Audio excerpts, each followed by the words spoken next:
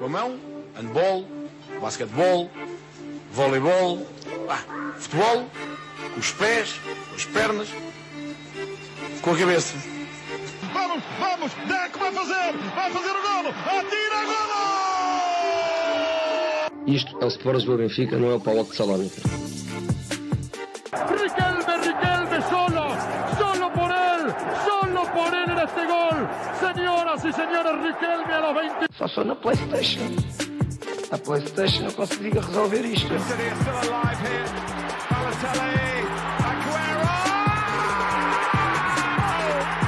There's been a red card, but for who, Chris Kamara?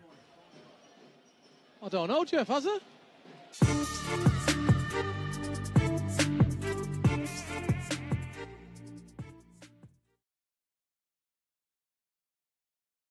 Bem-vindos, malta, ao episódio 42 do Segundo Poste. Hoje, comigo Pedro Azevedo, Rita da Silva Vieira, Diogo Maia e Pedro Guarda. Não está cá o nosso Summit, mas, como o Summit começou o episódio da semana passada, agora sim, habemos campeão e habemos vencedor também da grande aposta do Segundo Poste esta época. Diogo Maia venceu a sua aposta. Samu acaba o campeonato com os mesmos golos que Pavlidis, mas menos minutos e, portanto, o Maia vai receber calma, jantar. Rita, tem calma, Rita. Os outros 4 elementos, já lá vamos. Tem calma. Exatamente. Não comeces, tem calma.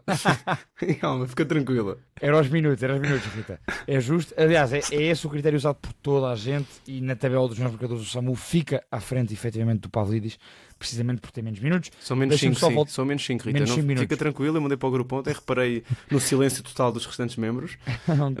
Não, mas a aposta era, vai marcar mais golos, marcou os mesmos. Isto é... Mas é que... Nem vou.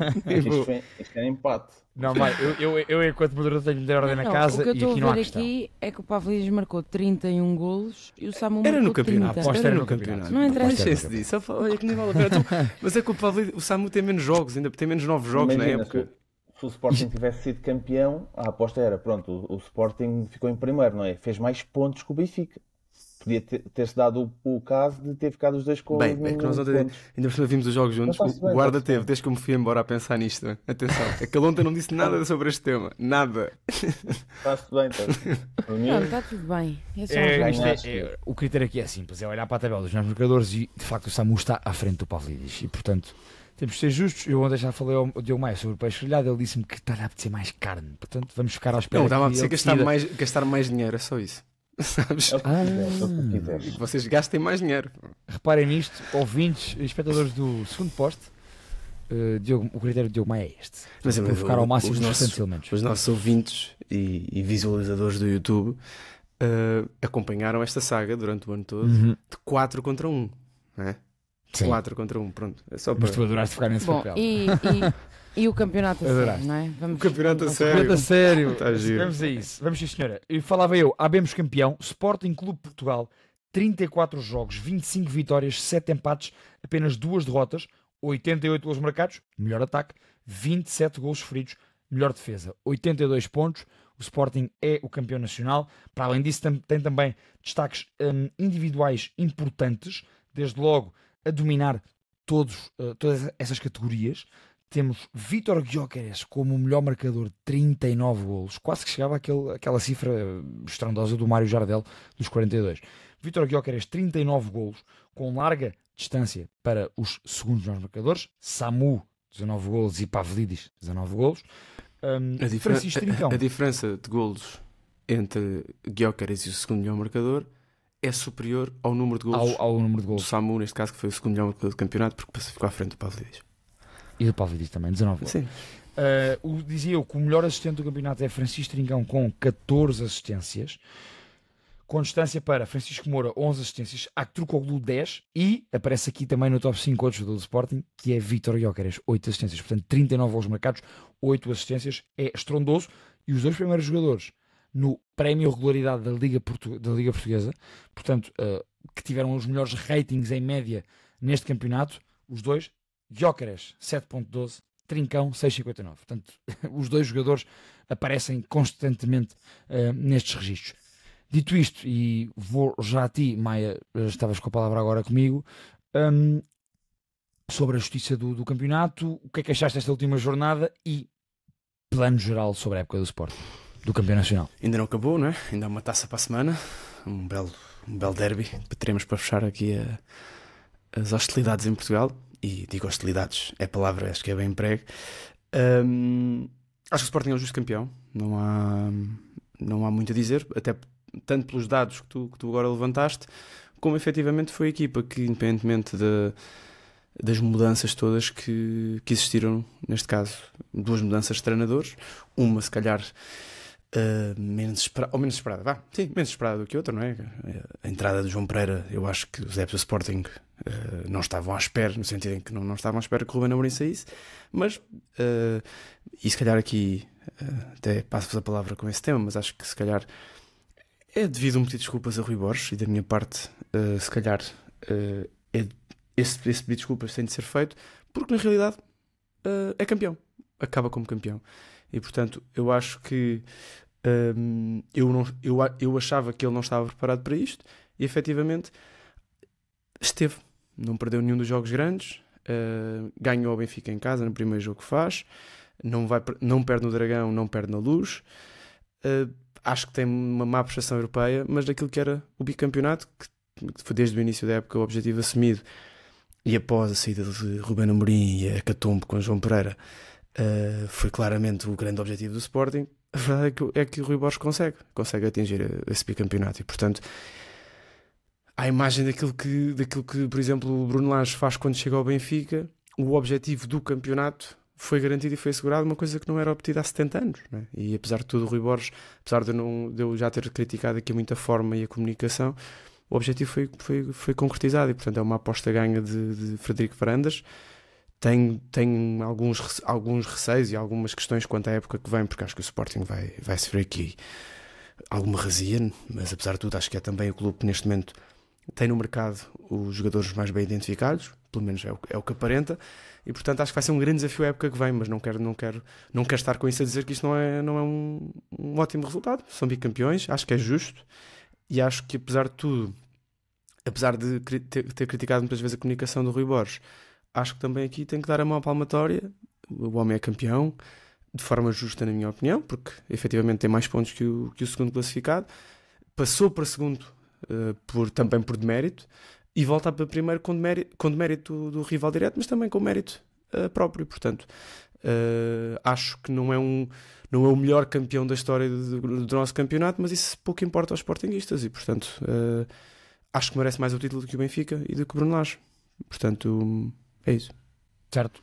Rita, vou a ti para seguires neste caminho sobre a justiça do título, e também o que é que achaste sobre este Sporting, mas particularmente, e porque é isso que interessa, este Sporting de Rui Borges, que foi em direção ao Campeonato Nacional. Acho que foi um Sporting extremamente eficaz naquilo que era, e concordo com tudo o que o Maia disse neste aspecto.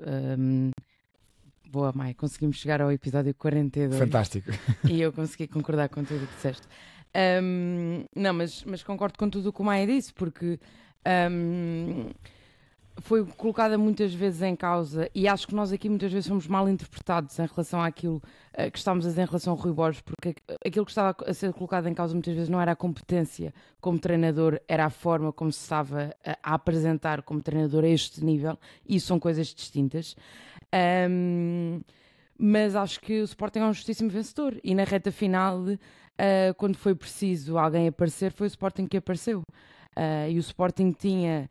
falámos muito da dificuldade do calendário do Benfica nestas últimas reta, e é verdade que tinha um calendário aparentemente mais difícil.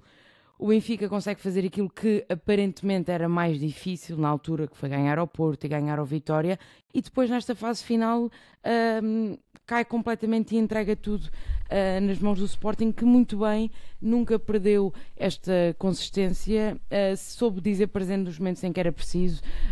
Eu nunca, acho que dificilmente me vou esquecer do jogo do Sporting contra o Gil Vicente em casa e do gol do Quaresma. Ele ontem dizia, a brincar, que era o gol mais importante da época, mas se calhar não é assim tão brincadeira, porque foi o gol que manteve o Sporting vivo e que levou o Sporting para o derby na vantagem, da forma como estava, exatamente, a poder jogar com 2 resultados. E portanto é um resultado muito justo de final de campeonato. Eu disse logo quando Rui Borges entrou que ele não seria o maior, que ele não tinha a responsabilidade de ser campeão por aquilo que o Sporting passou ao longo da época, as dificuldades, as lesões, a entrada de João Pereira em falso, tudo aquilo que foi acontecendo ao Sporting, e o Rui Borges mesmo com todas essas adversidades consegue montar ou consegue fazer aquilo que muitas vezes é difícil um treinador fazer, que é ter a humildade de perceber que os seus jogadores têm mais facilidade em jogar em sistemas que não era aquilo que o Rui Borges tinha idealizado para esta equipa.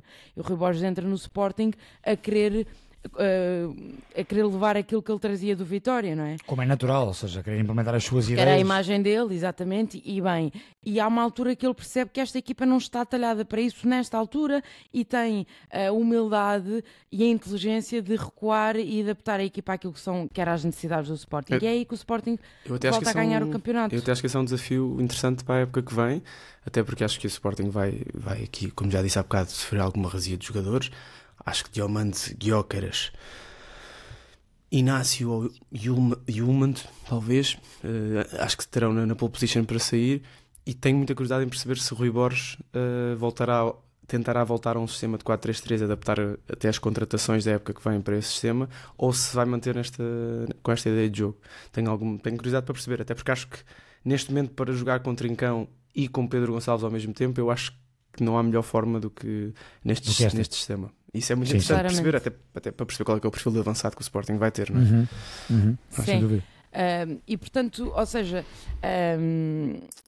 o Rui Borges tem muito mérito neste trabalho, para além daquilo que fomos falando dos jogadores que ele melhorou ao longo da temporada, e fomos falando disso, mas nesta reta final, quando era preciso mostrar alguma consistência, alguma palavra final, foi o Sporting que mostrou, e portanto consegue a proeza de ir à luz e não perder num jogo que muita gente achava que o Benfica se iria superiorizar e ganhar. O Sporting sai de lá com o empate e sai de lá completamente com o campeonato já 3/4 garantidos, e depois ontem foi só o confirmar daquilo que já se esperava, com mais ou menos dificuldade, porque obviamente que enfrentam um Vitória altamente competitivo também naquilo que era as buscas do Vitória pelas ambições europeias, e que são legítimas, mas o Sporting a jogar em casa não tinha o desfecho. Acho que já toda a gente saberia qual iria acontecer, era questão de quando é que o gol iria aparecer, e apareceu, e o Sporting é um justíssimo vencedor. E pega aqui na última frase da Rita, guarda para ir a ti.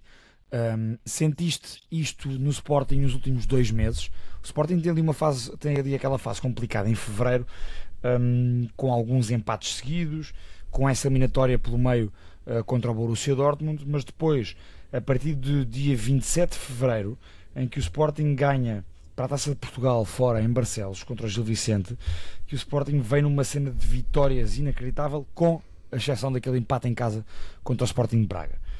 E eu pergunto, pegando esta frase da Rita, que ontem esperava-se que a qualquer momento o Sporting marcasse e ganhasse o jogo, se foi isso que tu sentiste, ou se foi isso que a equipa do Sporting, jogando melhor ou pior, nos transmitiu nos últimos 2 meses, que mais tarde ou mais cedo marcaria e ganharia os jogos.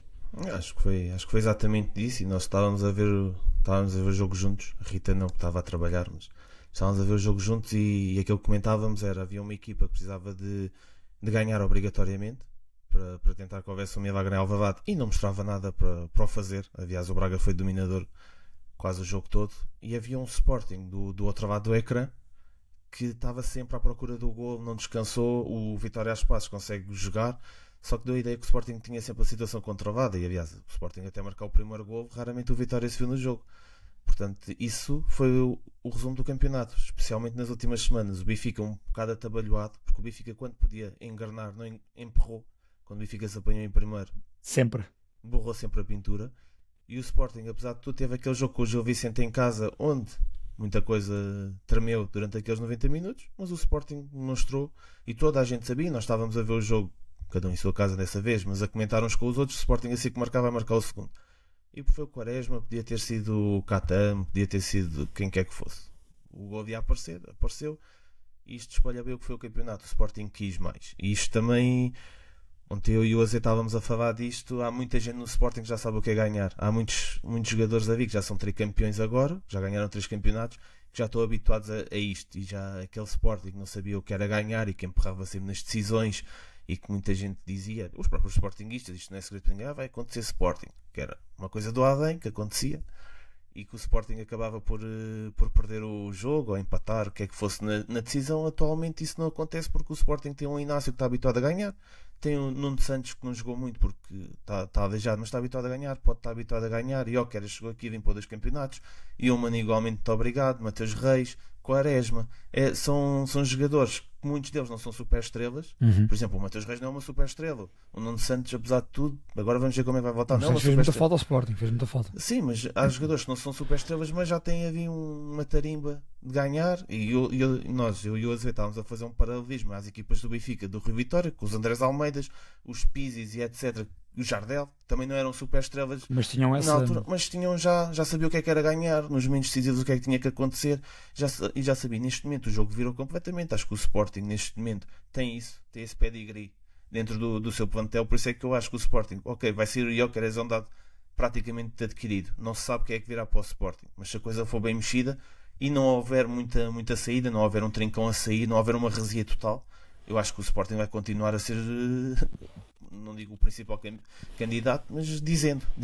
Sim, mas se não houver grandes alterações, já está habituado a isto, já sabe o que é ter a mão na taça. E os outros não. Eu acho, sim. Já agora, eu acho que, pegando a expressão do guarda, aconteceu Sporting, eu acho que essa expressão deu a volta com o Frederico Varandas. O acontecer Sporting agora, muitas vezes, é o que acontece, foi o que aconteceu no Sporting Gil Vicente, foi o que aconteceu noutros jogos em que o Sporting ganha. Em Braga. Ou seja, e já agora aqui, até porque há uns anos que ando a falar aqui, elogiar Frederico Varandas em algumas decisões, até se calhar um bocadinho contracorrente no início, mas a verdade é esta: o Sporting é campeão 3 vezes em 5 anos, se não estou enganado. É isso mesmo. Coisa que eu nunca vi na minha vida, e até pessoas mais velhas do que eu nunca viram. E a verdade é que isto foi com um presidente chamado Frederico Varandas. E se nós de um lado da segunda circular criticamos o Benfica pelo estado atual e pelo projeto esportivo, também por causa da sua direção, e atualmente até principalmente por causa da sua direção e do seu projeto, ou falta dele, melhor dizendo, do outro lado da segunda circular tem que se elogiar uma direção que em qualquer outro clube, principalmente em Lisboa, se pensarmos bem, entre Benfica e Sporting, as estrelas não tinham ficado 2 anos, as estrelas não tinham ficado 3 anos. O Trincão, o Pedro Gonçalves, o Yulman de agora, o Gyökeres, o Gonçalo Inácio, o Diomande, são todos jogadores que noutro clube da segunda circular, com o rendimento que têm tido, já tinham voado. Eu acho que esse é o maior mérito da direção do Varandas e da estrutura que vinha do Amorim, do Viana, e dessa ideia do Sporting manter os jogadores, priorizar o projeto esportivo ao invés das vendas milionárias, porque o Jóqueres agora sai por 50, 60 milhões. Nós sabemos que esse não é o valor do Jóqueres. O Jóqueres já há muito mais, apesar de já ter 27 anos, não interessa. Só que ficou com a promessa de sair. Exatamente. E o Sporting priorizou durante mais uma época esse plano esportivo. Meteu 2 campeonatos no bolso do Sporting, e normalmente a Champions direto. Se for preciso o Benfica nem se apura para a Champions, vai ter que passar 2 eliminatórios. Isto tudo traz dinheiro. O rendimento esportivo traz rendimento económico, não há e depois não é só isso. O Sporting hoje em dia é falado em todo o lado por causa do Jóqueres, porque é um fenómeno. E vocês abrem o Instagram e nós seguimos aquelas páginas internacionais. Pelo menos quando é o Benfica e o Porto campeões, eu não me lembro de ser assim tão falado. E é só fotos do Jóqueres, seja do Brasil, de Inglaterra, dos Estados Unidos. É fotos do Jóqueres, Sporting campeão, o Jóqueres campeão. O Di Maria terá essa dimensão. O Di Maria teria isso se o Benfica fosse campeão com ele. Mas isso também já falámos ontem. Di Maria, dois épocas no Benfica, 2 campeonatos para o Sporting. Mas antes de ir para o Benfica, só queria fazer um comentário já agora sobre aquilo que a Rita... cometeu uma mito ao facto aqui, desculpa. Ok. Não, mas sobre aquilo que a Rita estava a dizer e do facto da má interpretação ou da falta de má interpretação. Pessoalmente falando, eu acho que não foi mal interpretado. Eu acho que as críticas que tinha a fazer a Rui Borges, filas, e continuarei a fazê-las, quando acho que ele deve ser criticado, como também acho, já agora, quando eu acho que ele deve ser elogiado, ele deve ser elogiado. Acho que o Rui Borges se calhar foi um patinho feio neste final da época do Sporting, e eu também contribuí para isso já agora, mas também acho que é importante percebermos isto. Não há dúvida nenhuma que o grande mérito do campeonato do Sporting, quer queiramos quer não, após João Pereira tem de ser dado a Rui Borges, no sentido em que ele é o treinador. E, portanto, se eu vou criticar o Bruno Lage, que também entra num grupo muito destabilizado, em que há áudios e houve conversas com adeptos e tudo mais, e ele não consegue ser campeão, eu acho que ele também tem de ser criticado por isso. Portanto, o inverso é igual. Ou seja, o Rui Borges, o facto de eu ter criticado e de ser crítico do Rui Borges, eu também sou crítico do Bruno Lage, e desta vez caiu para o Sporting e caiu para o Rui Borges, e portanto o mérito tem de ser dado ao Rui Borges. E portanto acho que o Rui Borges, não acho que seja o melhor treinador do Sporting, acho que está muito longe, por exemplo, do Ruben Amorim, mas não acho que esteja pior que Bruno Lage, nem acho que esteja pior que Martin Anselmi. Atenção, acho mesmo isto. Agora, tenho muito interesse em perceber o que é que fará para o ano, e acho que esse é que é o grande desafio, porque este foi um desafio diferente. Acho que este é um desafio que ele consegue cumprir. Entra num Sporting muito fragilizado, com muitas lesões, e não pôs a equipa a jogar propriamente um grande futebol. Isto é ponto assente. Agora, o desafio do ano que vem é outro grande desafio, mas a verdade é que ele parte para a época que vem com um título no bolso. É isso, ninguém lhe tira. Tem tantos títulos como Bruno Lage. Não, essa é que é essa. E eu queria falar aqui um bocadinho sobre o Rui Borges e puxaste esse assunto outra vez. As principais críticas que eu faço a Rui Borges, eu gosto pouco de coitadinhos e de pessoas que têm espaço público e se fazem de coitadinhos, e portanto não acho que o Rui Borges tenha feito isso. Parece-me que muitos dos nossos ouvintes acharam que o Rui Borges era um coitadinho e que nós estávamos aqui a cascar. Nós estávamos como disse o Maia, nós cascamos Rui Borges, como já cascámos Bruno Lage, como já cascámos Roger Schmidt, como já cascámos uma série de treinadores, Sérgio Conceição, Vítor Bruno, Martin Anselmi. Dá-me igual ao litro. Zé Marreco. Dá-me completamente igual ao litro. E acho que fundamentalmente essas críticas vieram por dois motivos. Má estratégia de comunicação de Rui Borges. 2, a comparação que nós temos na nossa cabeça de Rui Borges com o Ruben Amorim, e qualquer treinador que viesse para o Sporting com o Ruben Amorim. E disto Rui Borges não tem culpa, é mérito de Amorim, e mérito do ponto a que o Sporting chegou, e portanto volto a tocar nesse ponto.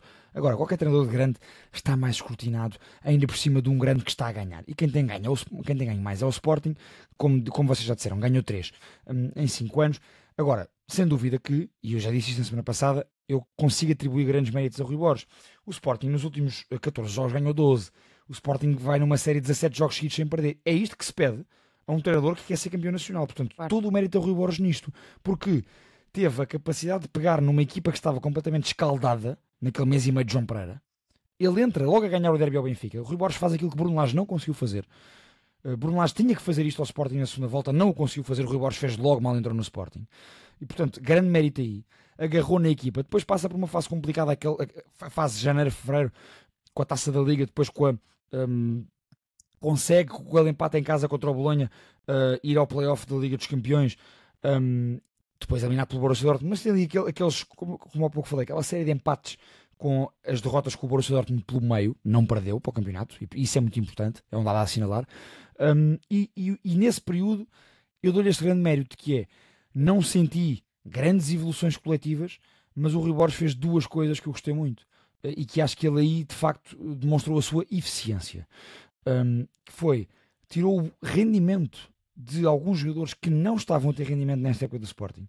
Volto a referir Maxi Araújo, Ivan Fresneda, Zeno de Baste, João Simões. Há aqui jogadores que de facto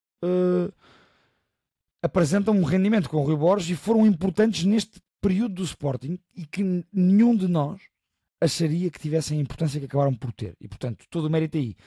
E conseguiu ter a humildade, como disse a Rita há pouco, de voltar à base da equipa do Sporting, esconder um pouco aquilo que eram as suas ideias, renunciar a elas em termos de sistema tático, fundamentalmente, mas também de dinâmicas, e pensar, ok, como é que os meus jogadores se sentem mais confortáveis para vencerem o maior número de jogos para sermos campeões nacionais? É assim, então eu vou voltar aqui. E portanto, eu acho que neste aspecto temos de dar o mérito ao Rui Borges. Volto a dizer, a forma como ele comunicou, um pouco bélica, um pouco irritadiça, e às vezes, na minha opinião, e eu sei que nem sequer concordamos aqui todos nisso, um pouco arrogante, é que nos levou, a nós e a muita gente, a cair um pouco mais em cima. Mas isso, meus amigos, é normal para um treinador de clube grande. Roger Schmidt no Benfica teve uma época a ser grelhado pela imprensa e pelo próprio clube, e portanto isso aí é perfeitamente normal quando se está em clubes dessas exigências. Só dizer uma coisa em relação a Frederico Varandas. Ele, se ganhar a Taça de Portugal no Jamor, torna-se o presidente mais titulado do Sporting. Neste momento igualou António Ribeiro Ferreira, que tem 8 troféus. O Varandas, se ganhar o Jamor, passa a ser o treinador mais titulado do Sporting em 7 anos de mandato, no curto espaço de tempo em que Se está. o treinador, era o presidente. O presidente no espaço em que está. Não é mais titulado de sempre, mas em 7 anos. Ok. Estava a achar estranho.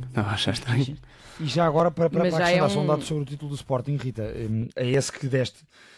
Eu e o Guarda, de facto, ontem falávamos isto os dois, sobre esse tal pedigree de campeão e o importante que é o Sporting ter jogadores com essa cultura de vitória.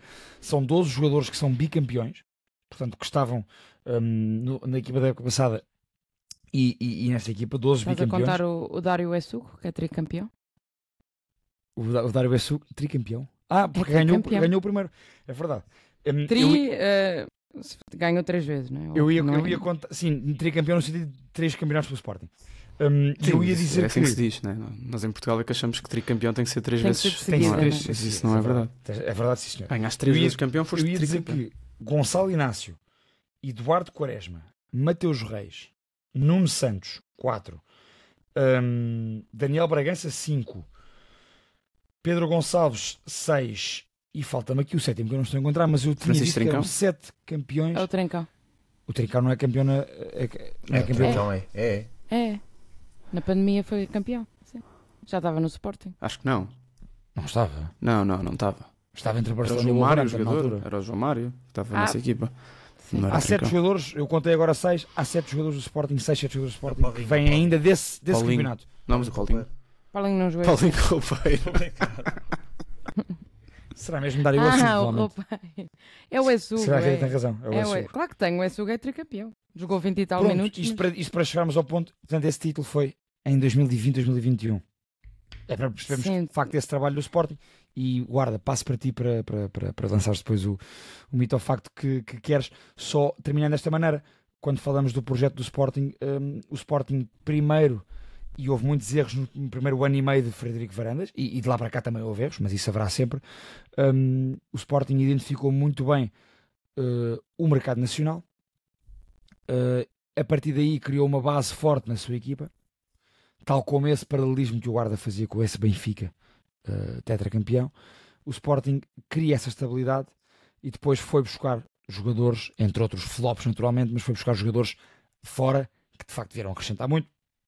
E o Mandi Vítor Guilherme à cabeça, uma referência nacional que estava fora para o futebol nacional, que é Francisco Trincão, e que veio numa segunda oportunidade de carreira resultarem muito bem. E portanto é de facto um projeto que está a correr bem e que tem muito dedo e muito mérito da direção do Sporting. Claro, eu acho que só, e já passo a palavra ao Guarda, acho que o Sporting só tem que... o grande desafio do Sporting começa também agora, porque o Sporting a nível internacional, a partir de agora, começa a ser visto de uma forma que não era vista até agora. Com outros olhos, não é? Com mais... E, portanto, o mercado também funciona de uma forma diferente, os clubes vão exigir mais dinheiro ao Sporting e o Sporting provavelmente também vai exigir mais dinheiro aos clubes. Também será mais apetecível. Não sei se o grande, não sei se começa agora o grande desafio. Acho que isso também é um bocadinho injusto. No sentido... O Sporting, o projeto do Sporting, acho que é mais difícil o que fez até agora do que neste momento expandir-se internacionalmente. Acho que apesar de tudo o Sporting vem de um sítio e de um lugar muito mais complicado do que agora, né? O Sporting apesar de tudo agora... Obviamente, aquilo que eu estou a querer dizer é que o Sporting, para se afirmar a nível... O Sporting jogou de Champions este ano. Fez uma boa primeira fase de Liga, até o Rubén Amorim estar, depois as coisas complicaram. Agora o Sporting a nível europeu ainda está numa fase de afirmação internacional. Sim, é verdade, não há dúvidas em relação a isso. E portanto, um projeto vencedor, como o Porto foi, como o Benfica foi, terá que conseguir conjugar o sucesso nacional com o sucesso internacional, e não estou a falar de conquistas internacionais a curto prazo. Estou a falar de permanências, afirmações, vitórias importantes, como conseguiu este ano. Isso é uma coisa que o Sporting ainda está a construir e que os clubes começam agora a olhar para o Sporting de outra forma. isso é um desafio para o ano que vem, é um desafio ver como é que o Rui Borges consegue estar nesse plano europeu, porque a plano nacional sabemos que resulta, temos que perceber como é que o Rui Borges quer estar a nível europeu e, portanto, é aí que falo no desafio que começa agora, é o desafio fora de portas. Sim, mas continuo a achar que, apesar de tudo, do Sporting estar numa fase ao nível dos adeptos, mas acho que se isto for perguntar aos adeptos do Benfica e do Porto é igual, continuam a trocar um tri, um tetra e um penta claro. por uma meia final europeia. Sinceramente. Claro que sim, eu estou a falar em dimensão de clube, obviamente. Sim, o clube quer ser visto porque a marca do Sporting está a ser muito bem trabalhada. O Maio o quê? O Maio o quê? Tu trocavas ir à meia final de uma Champions por um tetra? Mas quem é que está a falar de uma Champions? Quem é que é a equipa portuguesa que foi uma... Não, peraí, só uma Quem é parte. que é a equipa... Desculpa. Eu acho que o Maia estava a dizer o contrário, guarda. Eu acho que o que o Maia estava a dizer é que os adeptos dos três ainda preferem ser tetracampeões do que irem longe na Liga dos Campeões. É isso. Não, e acho que pensar num projeto de uma meia final da Champions, acho que isso é irrealista, isso não existe. Não é real ainda. Mas pronto, tem a ver com essa forma como o Sporting tem que olhar para o futuro também agora. Acho que... Faz parte, não é, deste processo, supostamente, deste processo de crescimento do Sporting. A direção tem conseguido manter as peças fundamentais, também começa a ser mais difícil, porque é normal haver uma renovação no clube. Mas não vai haver razia este ano, não me chora. Rui Borges tem muito mérito no trabalho que fez até agora. Acho que o grupo também segurou muito bem o treinador e a estrutura e, portanto, há aqui muito mérito naquilo que são as peças fundamentais do Sporting. Já falámos delas, mas o Yulman, o Pedro Gonçalves, o próprio Nuno Santos, que esteve Inácio no balneário. Portanto, são líderes que o Sporting foi tendo com essa mentalidade vencedora e que no momento de aperto apareceram. Portanto... Sem dúvida, até se vê isso ontem nas celebrações. Os seus jogadores claramente muito defensores do seu treinador. E, portanto, exatamente. Por falar em momentos de aperto, deixem-me a última nota mesmo porque lembrei-me. Muito importante a mudança na baliza do Sporting a meio da época. Porque com o Franco Israel duvido que o Sporting chegasse a este momento para ser campeão. Não apresentava segurança nenhuma na baliza do Sporting. Rui Silva, não tendo que fazer defesas espetaculares, foi um guarda-redes de equipa grande nesta segunda metade da época do Sporting, que segurou muitas vezes com tranquilidade, com essa experiência de um guarda-redes de 30 anos e com muitos anos da Liga, a equipa do Sporting. E permite o Sporting jogar um bocadinho mais subido também. Sim. Vamos ao mito ao facto? Bora. Então, o Azevedo não tem explicação. O Azevedo queria sangue, mas eu não vou ser tão bédico. O mito ao facto desta semana é: o Sporting está a uma Taça de Portugal e é um campeonato de ter a hegemonia do futebol português. Mito ao facto. Como é que é? O Sporting está a uma Taça de Portugal e é um campeonato de ter a hegemonia do futebol português. Ou seja, ganhar mais 2 competições. É facto. É facto num país em que a hegemonia são 3 anos. Nós falamos muito, rapidamente em Portugal se fala de hegemonia assim. Hegemonias é o que o Bayern faz, a hegemonia é o que o Celtic e o Rangers têm nos seus campeonatos. Neste caso o Celtic mais do que o Rangers, como é óbvio, nos últimos anos. Mas diria que em Portugal, até porque temos ciclos muito pequenos de treinadores, temos ciclos muito, muito pequenos de jogadores e de grupos, e se houve uma altura em que o Benfica ganha um tetra, em que o Porto ganha um penta e se falava de hegemonia, acho que este Sporting atual, para mim, está neste momento ao nível de projeto. Já disse isso a semana passada, apesar de ter sido muito criticado, mas fiz questão de dizer isso a semana passada, como já disse várias vezes. Acho que é um projeto que está muito à frente dos outros. Eu diria que sim, diria que esta Taça de Portugal, e se o Sporting for tricampeão, a hegemonia neste momento a hegemonia atual do futebol português passa a ser do Sporting, até porque neste momento é o clube que está mais próximo dessa hegemonia, não há qualquer tipo de dúvida. Eu hoje, apesar de não concordar com o Azevedo, acho que vai haver alguma razia no Sporting, acho que o Sporting vai perder pelo menos 2 dos titulares, e isso não é uma razia total, mas já é uma razia, e não sei como é que se vai substituir um Gyökeres, e não sei como é que se substitui um Yulman, por exemplo. Concordo contigo, não sei mesmo. 2 titulares, sim, mas esperem 2 titulares, e se forem esses 2 titulares, acho que é uma razia importante. Agora, certo, também é mais fácil substituir 2 jogadores do que 3 ou 4 ou 5, sem dúvida alguma. Mas acho que, apesar de tudo, apesar de achar que vão sair 2 titulares do Sporting, ou mais, mas 2 pelo menos, acho que é mais provável o Sporting ser tricampeão do que o Benfica ou o Porto serem campeões para o ano. Portanto, diria que o Sporting, independentemente da saída do Gyökeres, quero frisar bem isto, independentemente da saída do Gyökeres, acho que o Sporting está mais preparado para ser tricampeão do que o Benfica ou o Porto serem campeões para o ano. É claro que o mercado ditará muita coisa. Quem é que são os treinadores dos clubes rivais, qual é que é o projeto, quem é que o Sporting contrata, quem é que não contrata. Mas ao dia de hoje, é isto. E o futebol é momento, nunca se esqueçam. Até porque, e acho que é facto também, e só completando esta ideia do Mike, eu concordo, até porque as saídas de Gyökeres e eventuais de Hjulmand ou de Gonçalo Inácio ou de Diomando, que sejam, acho que não saem os dois por acaso, são saídas já anunciadas há bastante tempo e permitem o Sporting já estar no mercado há bastante tempo a preparar estas saídas. Já deve ter uma série de alvos identificados e, portanto, Quem é que não tu achas são... que são os dois que não saem ao mesmo tempo? O Inácio e o Diomande. Sim, acho que sai um, não acho que saiam os dois ao mesmo tempo. Acho que o Diomande mais facilmente é marcado, mas isso depois fica para a frente. Para mim também acho que é mais facilmente substituível. O Diomande. Sim, para mim também. Também acho que sim.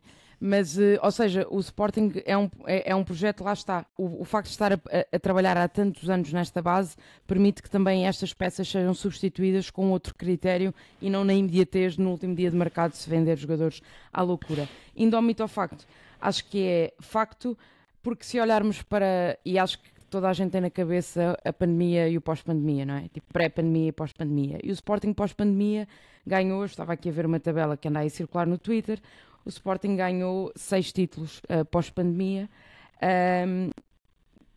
Ironicamente, o Porto ainda é a equipa que mais ganha títulos nestes últimos 5 anos.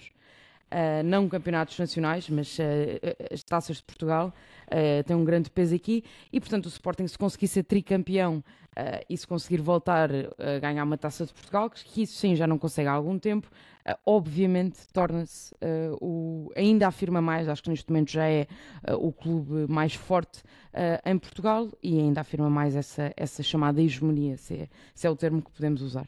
Olha, eu vou facto também, e alinho por esta ideia também que a Rita falava. Para mim, neste momento, o Sporting já é a força dominante no futebol português, ganhou 3 dos últimos 5 campeonatos e está aparentemente muito mais estável do que Benfica e do que Porto. O Benfica vai entrar, está claramente com um projeto falhado e não sabe o que é que o seu futuro reserva.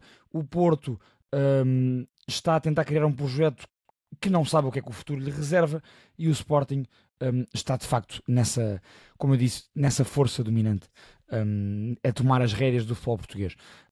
E portanto parece-me facto, claramente essa hipótese que tu, Guarda, colocas no mito ao facto. O Sporting ganhando mais um campeonato, ganhar esta Taça Portugal, mais um campeonato, consegue passar de ser a força dominante para considerarmos, como o Maia dizia há pouco, tendo em conta o contexto do futebol português, a força hegemónica. Portanto, vou sem dúvida por esse diapasão e dando esse elogio ao projeto do Sporting, que não é nada fácil o Sporting ter conseguido estabilizar a sua força e o seu projeto contra um Benfica e um Porto que há uns anos, quando Frederico Varandas entrou no Sporting, pareciam estar indestrutíveis os dois, quase em santa aliança, para a entrada do Sporting nesta luta. E portanto o Sporting não só entrou na luta, como o Sporting afirmou-se em primeiro na luta. Bruno Carvalho deve estar com cabeção. Deve estar com ao mesmo tempo deve estar contente pelo seu Sporting ser campeão. Não sei se está muito. Não dá a volta. Acho que não é essa personalidade, não consegue as duas coisas. Eu disse agora que agora disse agora que também não estava à espera de ouvir no segundo posto a palavra diapasão, mas ouvi, e portanto... Mas do Pedro podemos sempre esperar. Diapasão é qualquer coisa, atenção. Olha, quanto a mim também é facto, apesar das hegemonias que eu estava habituado, e todos nós crescemos com essas hegemonias do Porto, que era ganhar 8 campeonatos em 10, isso e muitas taças de Portugal, e muitas supertaças nem vale a pena meter aqui, porque às vezes era contra equipas um nível abaixo. Mas mesmo quando apanhava equipas mais fortes também as ganhava, portanto acho que eram hegemonias mais fortes, mais vincadas, mas acho que o Sporting está a haver um pequeno passo de também ter o que podemos chamar de uma hegemonia. Acho que já é a força dominante, e ontem eu e o Azevedo debatemos este mito ao facto. Eu não sabia o que é que eu ia trazer, mas metemos várias hipóteses em cima da mesa, falámos da força dominante. Eu acho que a força dominante já seria um facto muito mais... Um 4-0, sim, já... Este também foi. Este também vai ser, mas... Também acabou por ser, mas acho que está mesmo um campeonato, um tricampeonato de Sporting era uma coisa muito, muito forte. Já o bicampeonato foi, mas o tricampeonato ainda mais, tendo em conta isto que o Azevedo disse agora, que o Benfica e o Porto repartiram os campeonatos quase a ser ao prazer neste século. O Sporting já foi tricampeão? Já pesquisei no chat GPT. O Sporting já foi tetra. Já chegou a tetra. Estamos a falar de que altura? 1940. 40-50. Exato. Okay. Exato. Mas é facto. E eu acho que o Sporting é favorito para a semana para a Taça de Portugal. Não sei se vamos antever ou não, mas a menos que os jogadores pareçam todos bêbados ainda. Acho que o Sporting tem fortíssimas possibilidades de limpar esta Taça de Portugal. E que Vamos. tal como o Maia disse, também me parece que a equipa que aparece, e a estrutura, principalmente isto, que aparece mais bem preparada para atacar o próximo campeonato. Posto isto, para além de ser a força dominante, está a haver um pequeno passo de hegemonia. Só dizer aqui uma nota, e foi 4 também, se, isto é um grande se Ruben Amorim tem continuado a época do Sporting, na minha opinião o Sporting na Páscoa era campeão, e nós ainda teríamos mais certezas todos sobre esta questão do Sporting ser dominante, quase hegemónico. Nem tínhamos tido... Um campeonato a ganhar um mês e pouco do final da época seria ainda uma demonstração maior dessa força. Nem tínhamos tido o dia de ontem, onde o Maia estava maravilhado a ver dois jogos ao mesmo tempo. Era aí que eu queria só fechar este tema, porque acho que ontem foi um dos dias mais divertidos que eu já tive enquanto adepto de futebol português. Pá, eu estava muito feliz. Estive em casa de Pedro Guarda com Pedro Azevedo e mais 2 amigos nossos, a quem eu mando um abraço, Filipe Neno e David Cortês, que são ouvintes do podcast. E claro, com a mulher de Pedro Guarda e o filho. Olha, já agora nosso Gattuso já tem as camisolas. É verdade, já consegui entregar as camisolas. Finalmente. É verdade. Mas gostava de dizer, pá, eu estava a dizer, disse isso várias vezes, não foi para o meu lado, porque sou do Benfica, como a malta sabe, portanto não foi para o lado que eu quis, mas foi muito divertido estar a acompanhar os 2 jogos ao mesmo tempo. Tivemos a ver na Sport TV 5 o jogo, e depois apercebemos, pá, aos 70 minutos, quando a coisa estava mais ou menos resolvida, que havia um canal que estava a dar os 4 ao mesmo tempo. E eu aí fiquei, pá, quem me dera ter outro corpo e estar a ver isto. Porque eu ao mesmo tempo também estava muito atento à nossa aposta com o nosso Samu, o meu Samu, o vosso Pavlidis. Pá, e portanto foi muito divertido. Gostava que todos os campeonatos acabassem desta forma. Em termos de análise de jogo, não é muito fácil de analisar os jogos, mas pá, gostei mesmo muito. Acho que foi mesmo muito divertido, principalmente porque acho que nunca tive com tanta vontade. Pá, porque foi mesmo engraçado, eu não sei explicar, parecia uma criança. Se vocês vissem eu ia dizer isso agora, se vocês vissem a cara do Maia, parecia uma criança a entrar numa loja de doces. Pá, adorei, foi mesmo muito divertido. Parabéns à Liga por ter feito isto. Cada vez que o Porto marcava um golo, o Maia olhava logo para ver se festei muito o golo do Samu, gostava de dizer aqui. Bem, festejou efusivamente mesmo o golo. E não festejei muito o golo do meu jogador Pavlidis, porque pronto, podia ser. Já agora Pavlidis podia, mais uma vez, ter acabado à frente de Samu se não falhasse os golos que falhasse. Que falha. Certo. Falhava. Não, falhou. Ontem voltou a falhar 2 golos. Já contra o Sporting tinha falhado golos. Pá, pronto, é o quê? Ganhei a aposta. Mas pronto. Olha, mais. Vamos ao Benfica então, vamos a Braga. E depois sim, Guarda. Fazemos ali uma divisão rapidinha da final da Taça de Portugal. O Benfica nem sequer fez aquilo que lhe competia. E portanto, Rita, o Benfica era naturalmente obrigado a ganhar o jogo. Pergunto-te se achavas que o Benfica iria entrar muito mais forte logo no início do jogo para tentar colocar alguma pressão no Sporting. Se do lado do Sporting falamos de competência, o Benfica foi extremamente incompetente em tudo aquilo que precisava de ser ao longo da temporada toda. Tirando uma boa campanha ou uma campanha daquela que é pedida com o Benfica. Sim, mas que não se pode dizer, ou seja, um clube como o Benfica, como o Porto em alguns anos, e o que eu espero do Sporting para os próximos anos, são campanhas europeias deste nível, portanto acho que é aquilo que o Benfica tem que fazer. De resto, foi incompetente em tudo aquilo que precisava de se afirmar. Aquele empate com o Aroca em casa deve estar gravado na memória de Bruno Lage para sempre. E ontem em Braga, quer dizer, o Benfica acho que até consegue entrar bem, mas depois a partir do golo do Braga a coisa tornou-se muito complicada. É uma equipa que eu acho que os jogadores até se dão bem, acho que há união até no grupo, não acho que é uma questão de cada um estar a fazer por si, mas depois não há harmonia na forma como o Benfica joga, e se pusermos então num paralelismo com a forma como o Sporting joga, então é gritante. Muitas vezes parece que cada jogador está a tentar resolver, não é por si, acho que estão pelo grupo, mas cada jogador tem uma ideia diferente daquilo que quer fazer no jogo, e isso torna as coisas muito... Então a responsabilidade do treinador. Sem dúvida alguma. O Bruno Lage foi completamente incompetente naquilo que lhe foi pedido nesta fase da temporada, e tem uma declaração ontem muito engraçada que é, na curta conferência de imprensa que já se esperava que o Benfica fizesse ontem, uma das últimas coisas que diz é que dar os parabéns ao Sporting, porque o Sporting é campeão. Perguntaram-lhe do facto do Benfica ter sido campeão uma vez nos últimos 6 anos, o que é que ele tinha a dizer em relação a isso. E ele diz, o Sporting nos últimos 6 anos anda a construir uma equipa, e o Benfica teve muitas saídas no mercado de verão e no mercado de inverno, e eu tive 8 meses e meio de treino.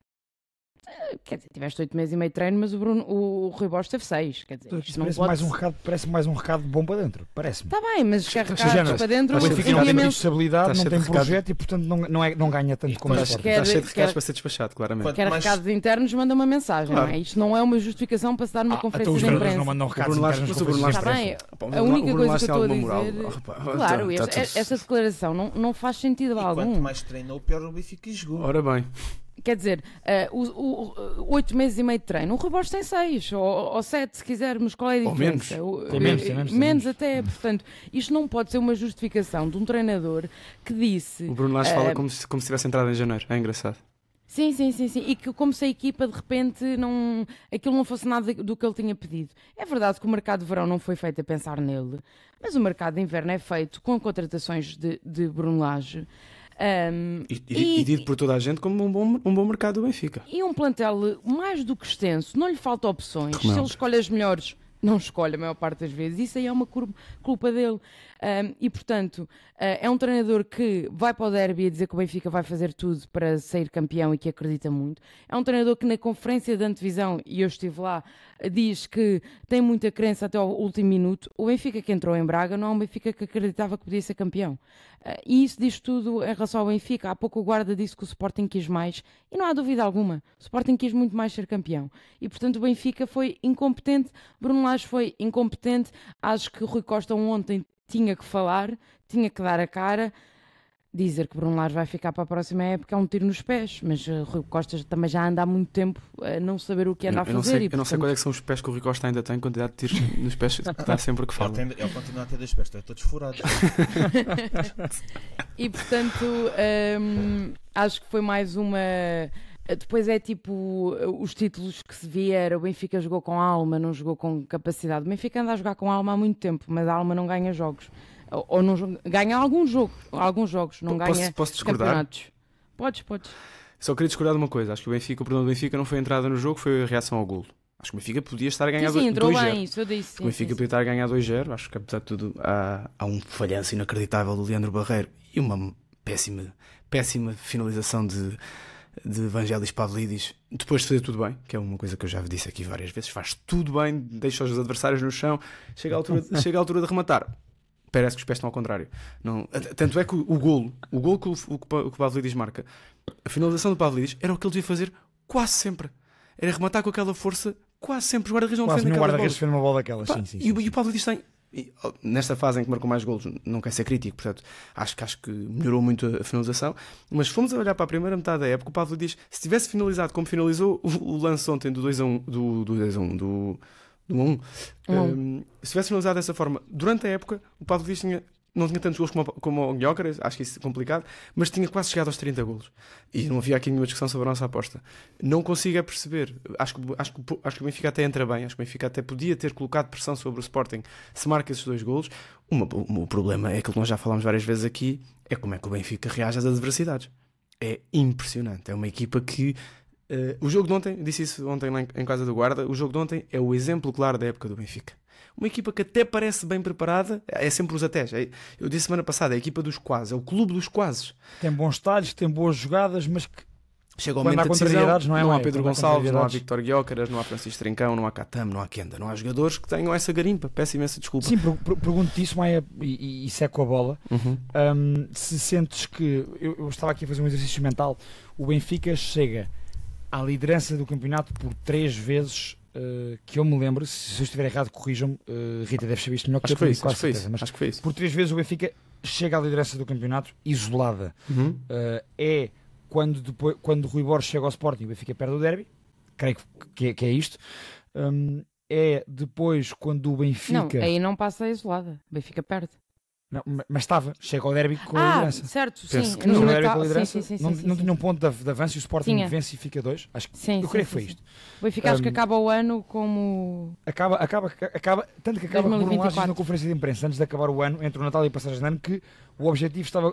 Primeiro, o objetivo está cumprido, concluído, que era o acabar Benfica o ano em chegar primeiro. à liderança, acabar o ano em primeiro lugar, exatamente. Exatamente. Curioso. Ou passar o Natal em primeiro lugar. Mas Foi- ontem creio tens que foram estas duas declarações que tem. Não, foi falta de Estava em treino, de primeiro certeza. quando chega a Ou Maia, 2025. porque só entrou em janeiro depois. Pois. Estava em Efetivamente. primeiro em Exato. 2025, mas depois o argumento que utiliza é o argumento de... Desculpa, acaba a pergunta. Não, era, e pronto, e portanto, pegando nisso, o Benfica depois tem outro segundo match point. Eu não me estou a lembrar do jogo, não sei se foi se foi a derrota em Rio Maior, se foi. Não, aí não, o Benfica aí Certo, não é importante. Continua. Pronto, depois Eu em acho que o Benfica está 2 vezes exevado na liderança. que é essa Duas. e na recepção ao Oroca. E acho que há uma que está empatado com o Sporting. Na recepção ao Oroca, Maia, o Benfica volta a estar em primeiro lugar isolado e volta a baquear. Neste caso, sofrendo um gol no último minuto em casa, no Estádio da Luz, empatando com o Oroca 2 igual. Portanto, eu pergunto se o jogo de ontem também reflete muito e em que é que reflete muito essa época do Benfica que, quando tinha a oportunidade de se assumir, errou sempre. É uma equipa sem pedigree. É um clube sem pedigree, de campeão, de vencedor. Desapareceu. A malta, até internamente, havia muita crítica feita a André Almeida, a Pizzi, a essa grupeta, que era uma grupeta que sabia vencer e que sabia ganhar, como Pedro Guarda disse bem há pouco. O Benfica, neste momento, não tem um único jogador no plantel. Volto a dizer, o Benfica não tem um único jogador no plantel que tenha... que eu olhe para ele e diga assim, não, realmente este é o líder do grupo, realmente a estrutura da equipa está à volta destes jogadores. Não está, não existe. A malta fala muito do Otamendi. O Otamendi pode ser expulso jogo sim, jogo não. A malta fala muito do Di Maria, é um jogador que está absolutamente fora dela. Vou dizer isto assim desta forma. E depois, é uma equipa, é o clube dos quases, é um clube sem nenhum pedigree, desde os jogadores, ao treinador, à equipa técnica e à direção. É uma equipa que neste momento não está preparada para ganhar de forma consistente. Pode acontecer. Pode ganhar uma taça da Liga, porque o Sheldrup jogou bem e por acaso o Trincão falhou um penalti e por acaso o Florentino conseguiu marcar um penalti no ângulo, mas é uma equipa sempre dos acasos. É um clube neste momento que ganha por acaso. Não ganha. E perde por consistência, perde porque não tem estrutura e ganha por acaso. E portanto, ontem foi exatamente isso. O Benfica podia ter ganho ontem por acaso.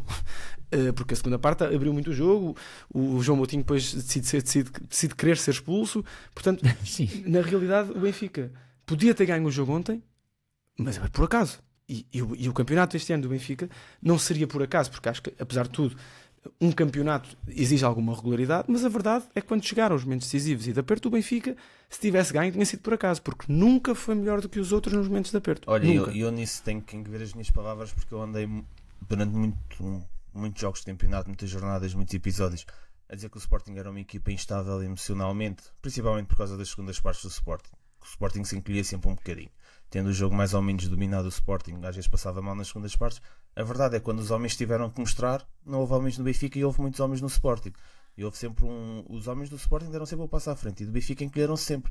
E estas duas últimas jornadas é a cara chapada do campeonato. E acho que o Benfica, tal como o Maia disse, neste momento é um clube que não está preparado para ganhar sistematicamente, por sistema, por regularidade. Há muitas críticas que vêm muita gente do Benfica, que já esteve dentro do Benfica e que sai, e neste momento o Rui Costa transforma o Benfica num clube perdedor, e um campeonato em 6 é inadmissível para um clube como o Benfica, como seria inadmissível para um clube como o Porto, como seria, se calhar papávamos entre aspas, mas mais como a partir de agora do Sporting, mas também será já, a partir de inadmissível agora para o já Sporting. não. a partir de agora, exatamente. Porque do Sporting estávamos habituados a isso, neste momento já não. Portanto, neste momento acho que a culpa não pode morrer solteira. O Avaz não é o único culpado. Estas declarações do Avaz são ridículas, são irrisórias, porque quando o Benfica deu 4 ao Atlético de Madrid, parecia que o plantel até tinha sido escolhido pelo Vaz. Parecia que este plantel tinha o dedo do Vaz, porque ele adaptou-se perfeitamente. Porquê? Porque o Benfica deu 4 ao Atlético de Madrid. Agora já o Vaz já não teve nada a ver com isto, mas o Vaz é um treinador que não tem andamento para o Benfica, não tem andamento para outra equipa grande. Portanto, isto aqui é um não assunto. O que tinha que acontecer no Benfica foi o que nós falámos ontem. Era o Sr. Rui Costa ter um bocadinho de vergonha na cara, chegar agora a junho e dizer: meus amigos, quem é que está aqui para se posicionar para as eleições? É o Noronha Lopes, é o Manteigas, pá, posicionem-se à vontade. avancem porque as eleições vão ser em junho. Eu não posso preparar outra época sem a legitimidade dos sócios. Portanto, E quem é que é os Estados Unidos? Pois, há esse problema. Só que eu também falei disto com o Azevedo. Imagina. Vocês falaram muito ontem. Falaram, então o Azevedo esteve aqui, quase dormiu cá, ainda bem. O que é que acontece? Nós não sabemos muito bem o que é que vai ser aquele Mundial de Clubes. Portanto, pode ser uma competição muito bem organizada, espetacular e toda a gente vai lá para disputar para ganhar, ou vai ser um torneio de pré-temporada, ninguém sabe muito bem. Acho que o Real Madrid, por exemplo, vai olhar para aquilo como um torneio de pré-temporada. Eu acho que não. Já te disse ontem. Eu acho que os principais clubes europeus que não ganharam esta época, City e Real Madrid, por exemplo, à cabeça, vão encarar aquilo com outros olhos. Agora, que não ganharam. Imagina. Está bem, mas o Benfica vai ao Mundial de Clubes. Para ganhar, não? Imagina. Mas o Benfica e o Porto vão encarar com uma seriedade brutal ao Mundial de Clubes. Está bem, mas não é o Mundial de Clubes que vai safar a pele do Rui Costa na época do Benfica. Não, claro que acho que não. Não é isso que eu estou a dizer. A margem para o Rui Costa neste momento, tipo, para o Rui Costa e para o Vilas Boas, para que ele entrar agora no Mundial de Clubes, ainda por cima, sob a capa de vencido, não tens tempo para preparar nada. Porque acaba o campeonato, metes o Mundial de Clubes. Acaba o Mundial de Clubes, o Benfica tem uma pré-eliminatória da Champions e uma supertaça passado 2 semanas. Não vai haver férias, também não merecem. Portanto, não vai haver férias, mas pior é ter vindo a pé de Braga. Eu estou dizendo que pensou ontem o quarto. Não, por acaso não disse isso, porque foi o que eu disse antes. Acho que o Sporting me mostrou totalmente. Não sou sportinguista, mas o Sporting me mostrou totalmente. Portanto, quiseram mais e é o que é. Não é. Agora, acho que há muita coisa que tem que ser revista no Benfica, por arrasto no Porto também. Não vamos falar tanto do Porto, mas o Porto também não vive um momento fácil.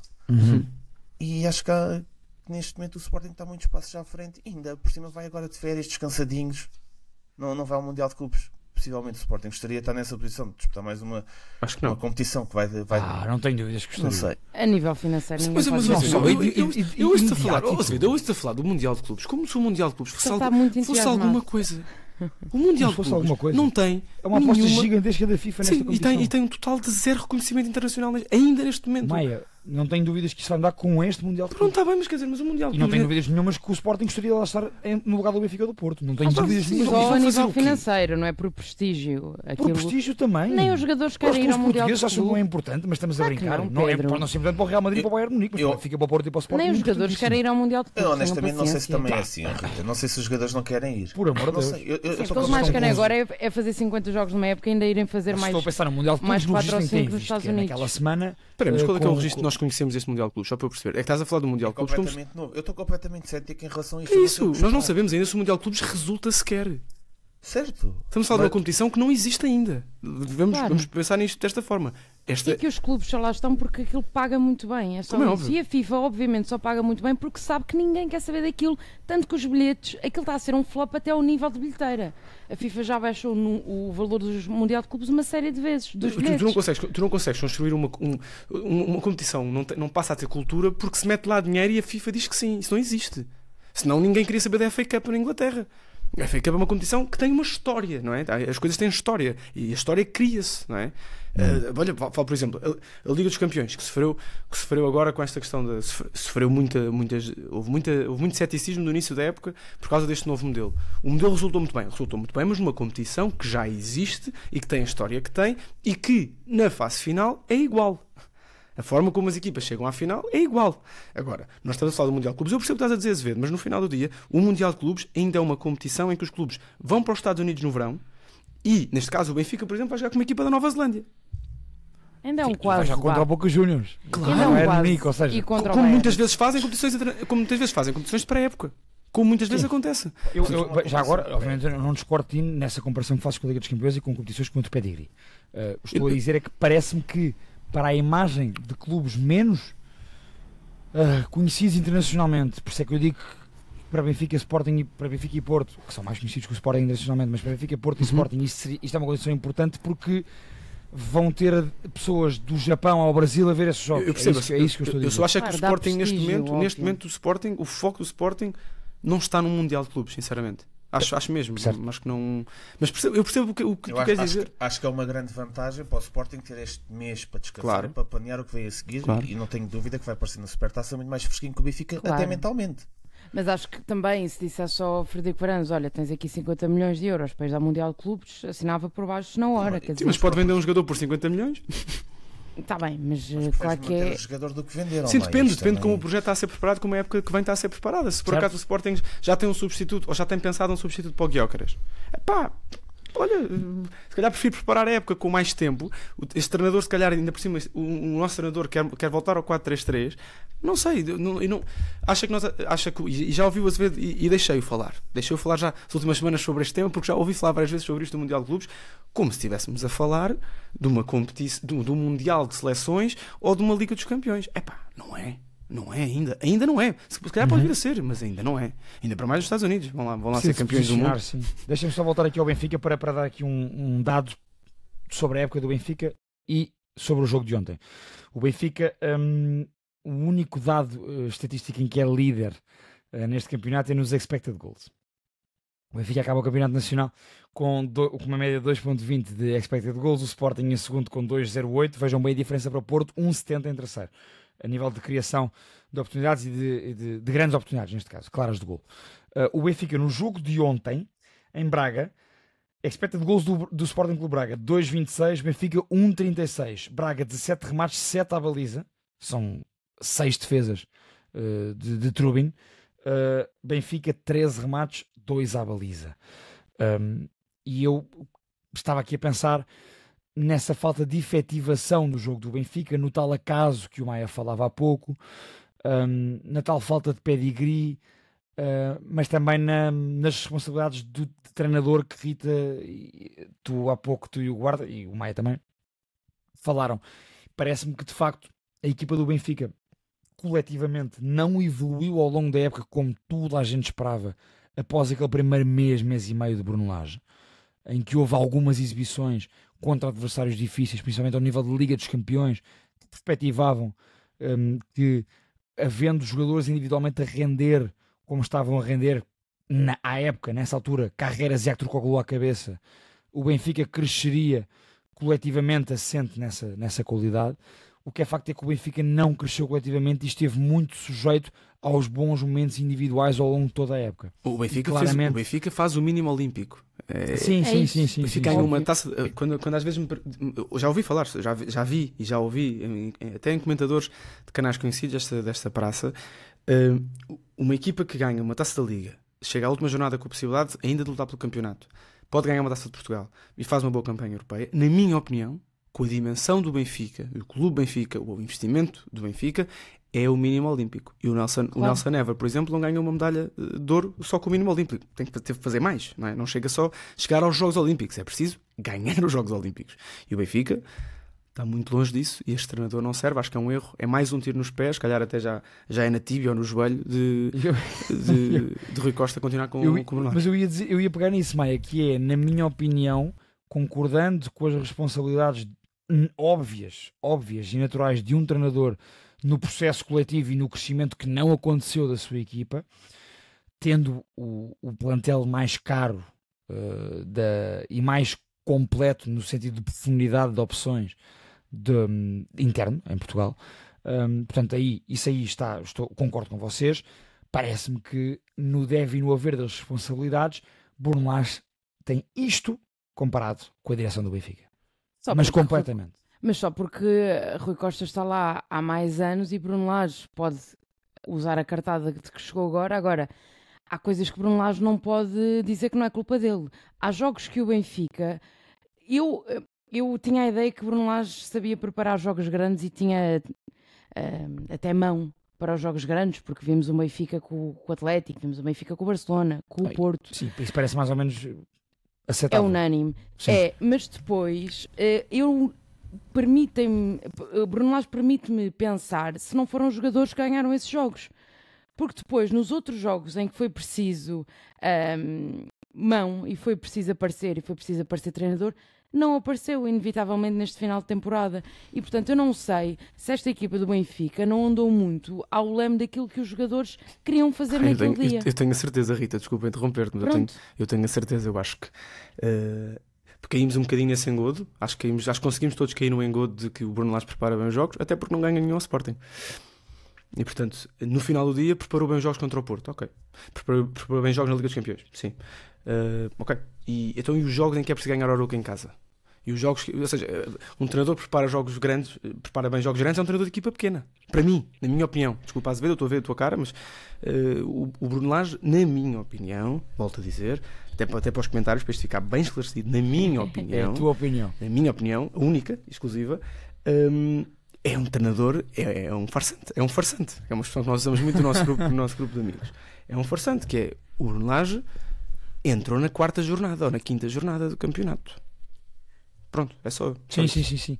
Eu as duas grandes notas negativas, e são muito importantes a apontar ao Bruno Lage nesta época do Benfica, são sem dúvida duas. E esse Choco Aroca que tu pegas, Maia, é um grande exemplo disso.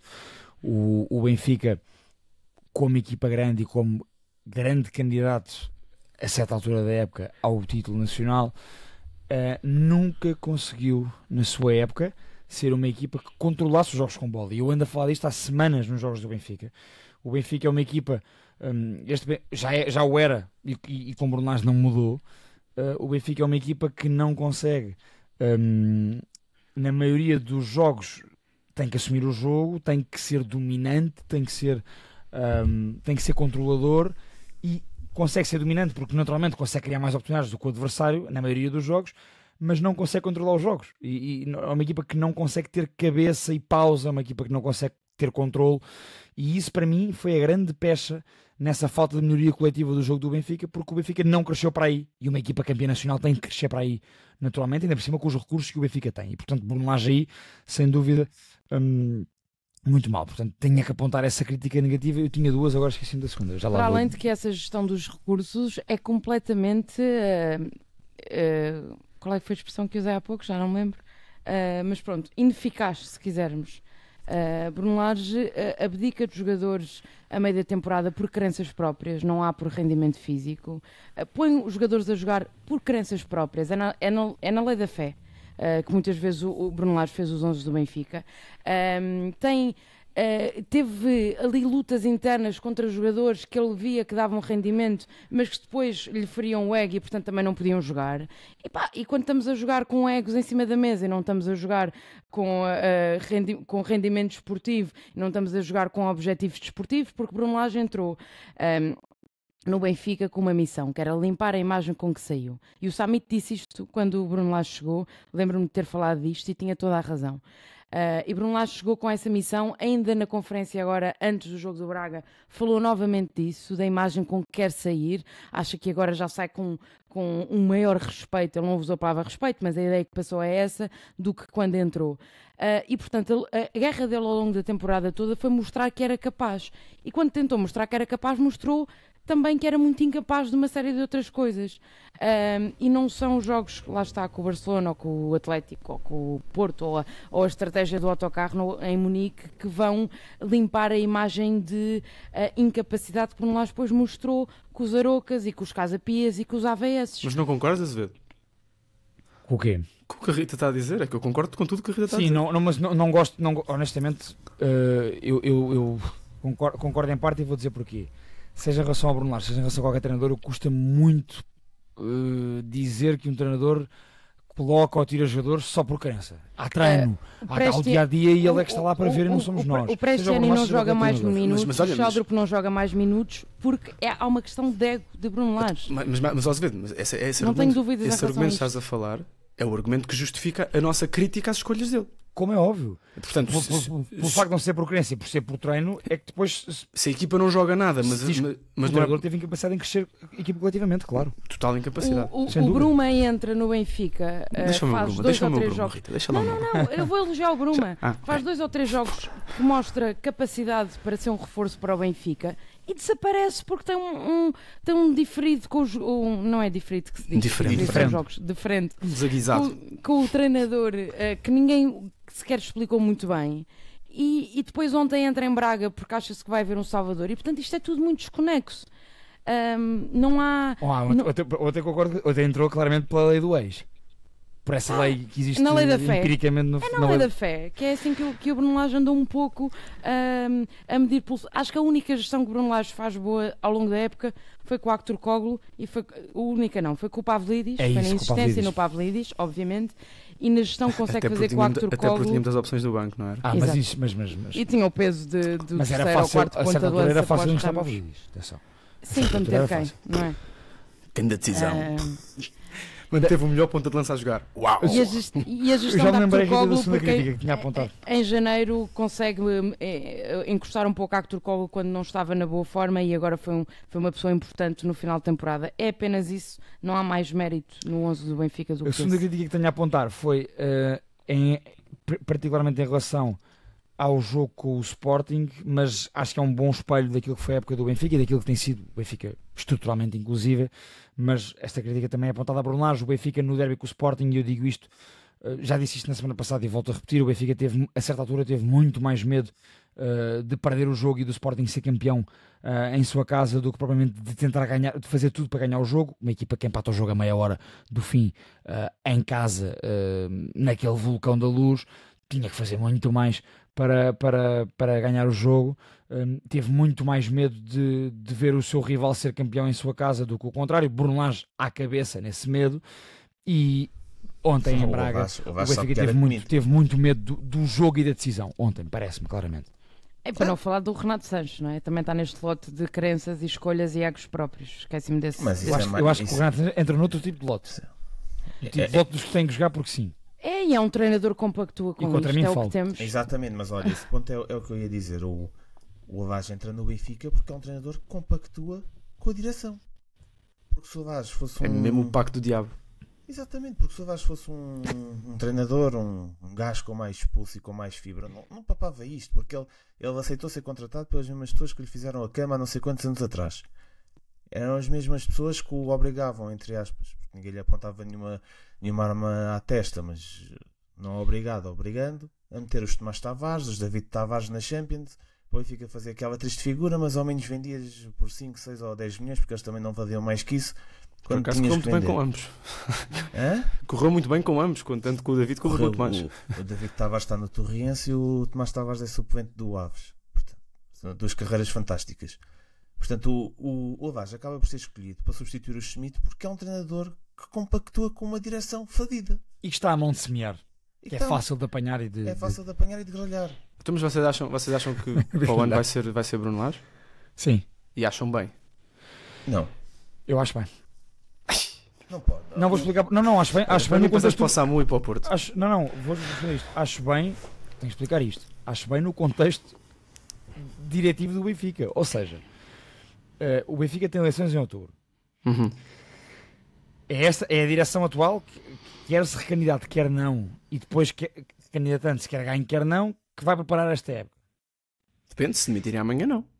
É o que eu estou a dizer. Eu estou a dizer, esta direção, sendo as eleições em outubro, mantendo-se tudo como está, o Benfica tem eleições em outubro. E havendo uma recandidatura ou não, esta direção está em vigor até outubro.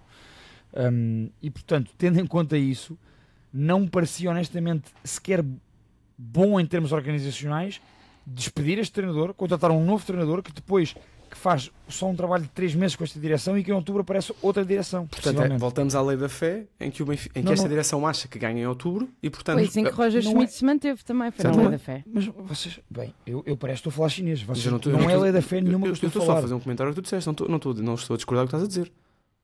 Estou a fazer um comentário que tu disseste.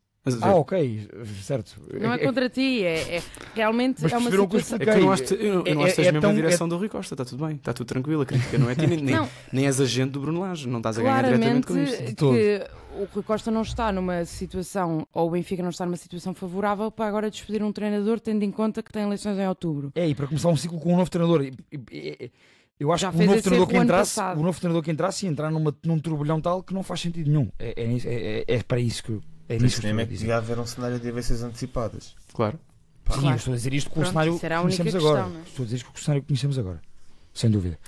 Já agora, sobre o Porto, desculpa. É isso, ia para o Porto. Sobre o Porto, só queria deixar que a malta aí nos comentários, que eu sei que a malta que nos ouve e que nos vê é malta dos restaurantes e assim, eu gostava que me deixassem aí sugestões nos comentários, ou podem mandar mensagem privada se quiserem. Isso é olha, boa dica. Eu não ando aqui a dormir às vezes. Deixassem nos comentários onde é que eles me vão levar a jantar. Já agora, se faz favor, se me deixassem aí. E podem, olha, imagina, não há orçamento, malta, eles são 4, portanto não há orçamento, estejam à vontade. Mas é dentro do tendo em conta que cada um de nós tem para o seu próprio tendo em conta que cada um nasce sempre ao seu próprio. Meu amigo.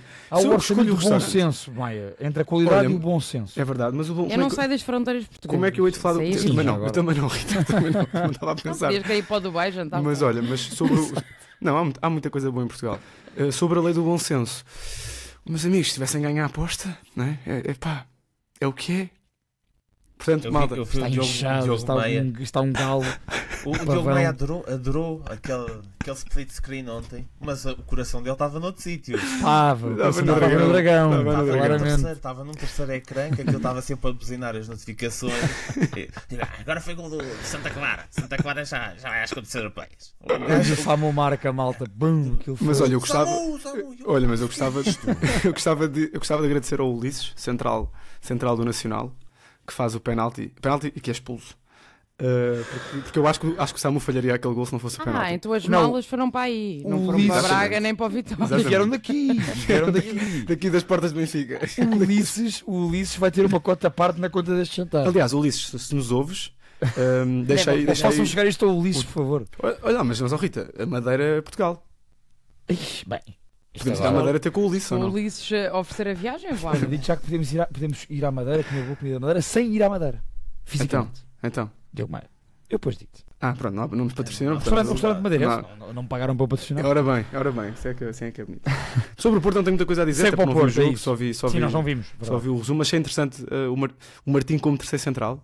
Acho que foi a primeira vez que aconteceu esta época. Martim e João Mário no 11. Adoro que o Porto esteja na última jornada a experimentar fazer experiências. Mas agora é que faz sentido. Não, sim, mas acho uma graça. Martim como terceiro central não estava à espera e foi interessante. Mas São Diogo Costa defendeu muito, também houve São Turbina em Braga, mas também houve São Diogo no Dragão. 5 defesas de Diogo Costa, estava aqui a ver. Defende um penalti do João Tago. É uma bela defesa do penalti já agora. Não tenho muito a dizer, o Porto já tinha mais ou menos o terceiro lugar garantido, só com uma grande hecatombe. O Benfica bem tentou safar o Braga, mas não deu.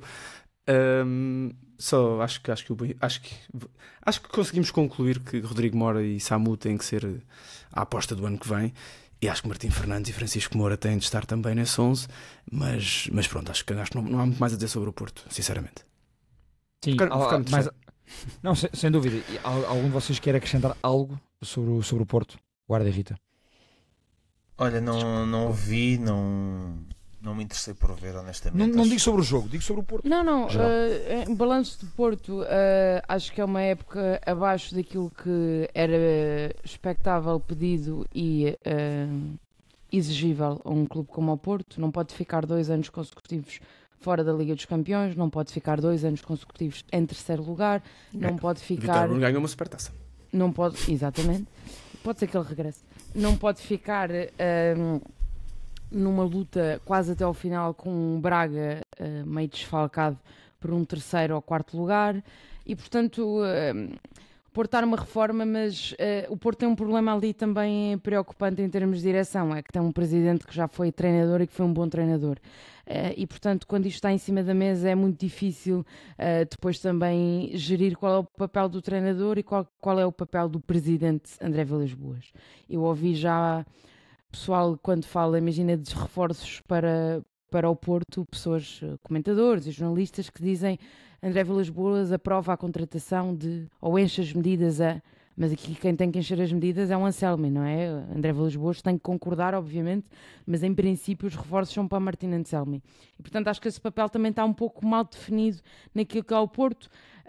Obviamente que o facto de ser um treinador jovem que está a querer afirmar-se agora na Europa não ajuda nesta definição de papéis, porque está, claro, muito mais débil naquilo que pode ser a sua força dentro do Porto, mas acho que André Vilas-Boas acho que é um bom presidente em termos daquilo que é a instituição Futebol Clube do Porto, acho que dignificou o Porto enquanto instituição, mas acho que tem que se encontrar também no papel de presidente, e isso é uma aprendizagem que ainda tem que ter para a frente. O Porto deste ano é um Porto muito, muito, muito, muito abaixo do que aquilo que qualquer pessoa pode pedir ao Porto. A única boa notícia do Porto este ano é o surgimento de Rodrigo Mora. Gêniozinho. Sem isso, este Porto é completamente esquecível. Banal. E sim, banal. Muito banal. Sim. Olha, eu só tenho a acrescentar. Diz, guarda, desculpa, depois eu acrescento. Não, ia concluir o que a Rita disse. Para mim, a época do Porto também é muito abaixo daquilo que é exigível ao Porto. É muito abaixo daquilo que eu esperava numa primeira época do Vilas Boas. Achava que o Vilas Boas, até pelo conhecimento aí do futebol e por aquilo que ele próprio prometeu, e vinha aí uma ruptura total com a direção anterior. Esperava mesmo que o Porto se apresentasse de outra forma. Também não melhorou nada em mandar embora o nosso Vítor Bruno, que parece que está aí na berra para aparecer outra vez. Atenção. O nosso que é teu, atenção. Mas também diria que é nosso aqui do segundo posto. Foi adotado. Uma postagem carinhosa. Não melhorou. Agora, falando mais a sério, acabou por não melhorar.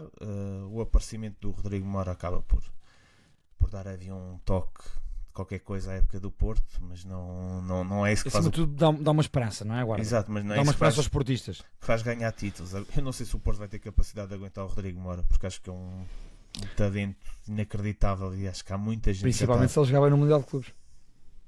Então aí.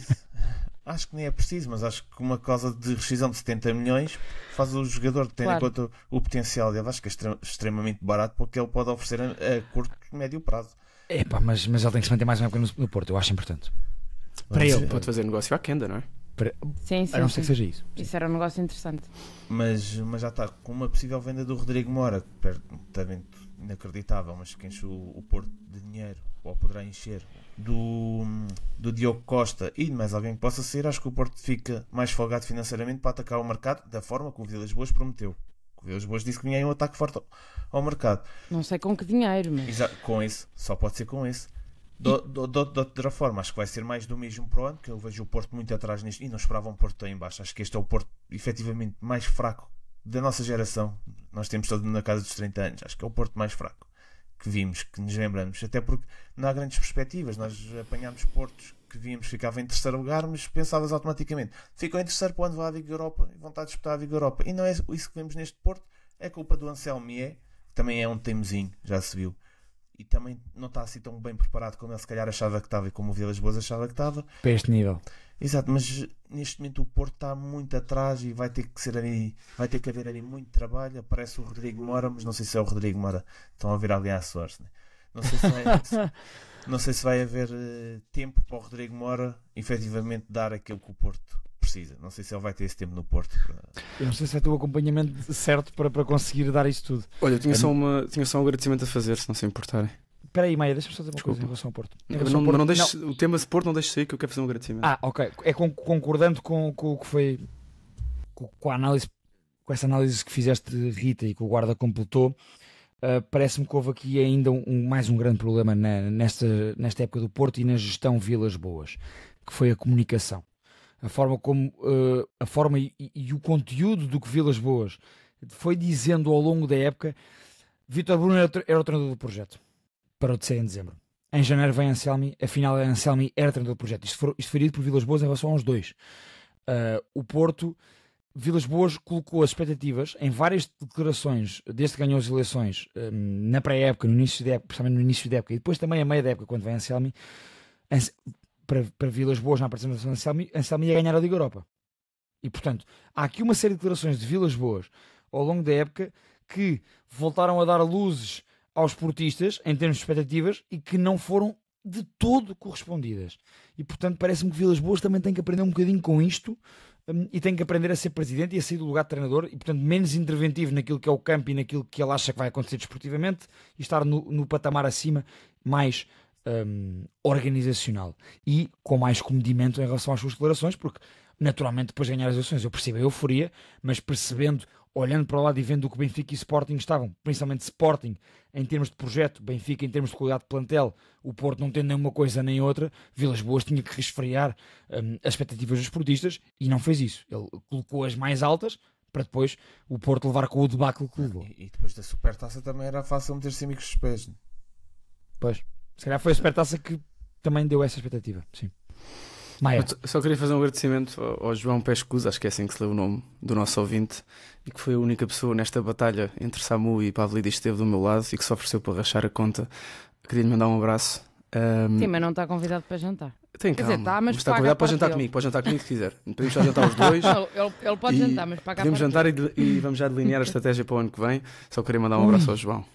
Está bem? Abraço bem dado. Olhem, eu este episódio proponho que não falemos de futebol internacional, porque temos muita coisa para falar de futebol nacional. E antes de irmos à outra manutenção, quero só perguntar-vos, antes de sairmos dos grandes, em jeito de divisão, tendo em conta o estado anímico, tendo em conta a época, tendo em conta o plano desportivo, cada um de vocês, e vou a ti, Maia, porque estavas agora com a bola no pé, em divisão rápida do Jamor, final da Taça de Portugal. Sporting ganha. Sporting ganha. Nos 90, sim, assertivamente. Prolongamento, acho eu. Ok. Rita. Eu acho que o Sporting também ganha. Acho que vai a prolongamento, mas acho que o Sporting vai muito melhor preparado para a taça e, portanto, o Benfica mentalmente acho que está muito insistente. Não achas, Guarda, que vai, apesar do estado anímico, que vai acontecer aquilo dos festejos poderem prejudicar a equipa campeã? Só é a única hipótese que o Benfica tem de ganhar a taça é essa. É se o Sporting, sei lá, na segunda-feira vão à Câmara, que eu acho que ia ficar para a outra semana, eventualmente, acho que não havia necessidade do Sporting. Se até fica ou não? Não, é segunda. É a segunda, acho que não mas faz isso mas isso é pedido da Câmara. Está bem, mas o Sporting podia recusar, dizer, olha, meus amigos, para a semana até podemos mostrar outra. Exato, dois títulos. Portanto, eu acho que estender esses festejos pode ser prejudicial ao Sporting. É a única janela de oportunidade que o Benfica tem para ganhar a taça, porque eu acho que o Sporting neste momento aparece melhor animicamente, aparece melhor fisicamente, quer mais, tem jogadores que querem mais, e tem o melhor jogador a jogar em Portugal, vai ter o Yilmaz também. Acho que o Benfica, se noutras ocasiões da temporada eu achei que o Benfica se podia superiorizar ao Sporting, neste momento acho que o jogo virou e o Sporting é favorito no Jamor. Agora é futebol. Sim, acho que vai ser uma batalha, guarda e todos, vai ser uma batalha entre o estado anímico e o estado anímico e a competência de uma equipa campeã nacional e que vem com essa força toda contra o tal acaso que o Maia falava do Benfica em relação a vitórias e conquistas neste caso, mas parece-me pode ser importante e é por isso que eu vou aqui dizer empate nos 90, Benfica a vencer a Taça de Portugal, o querer dar uma última imagem positiva e limpar a imagem de um clube que está sempre obrigado a ganhar. E, portanto, aqui, da parte dos jogadores. Sem Frederic Orsens acho muito difícil. E sem Frederic Orsens como eu muito diria complicado. que joga. Mas há aqui uma questão, é que eu acho que o Sporting vai aprender com os erros do ano passado. Ou seja, o Sporting o ano passado perde a taça com o Porto, depois de ter sido campeão, e muito se deve a esse estado anímico dos jogadores, que claramente não estavam com a cabeça ali prontos para nem aquilo. Nem com o corpo.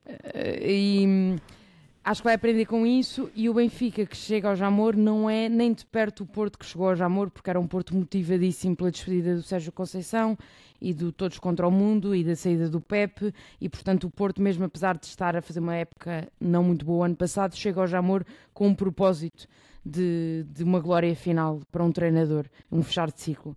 O Benfica não tem essa motivação. Tem essa motivação de querer dar um título aos adeptos, mas pelo que vimos durante a época isso não foi suficiente para correr, não me parece que seja suficiente no Jamor. Deixem aí nos comentários o que é que acham, qual é que os prognósticos e a previsão.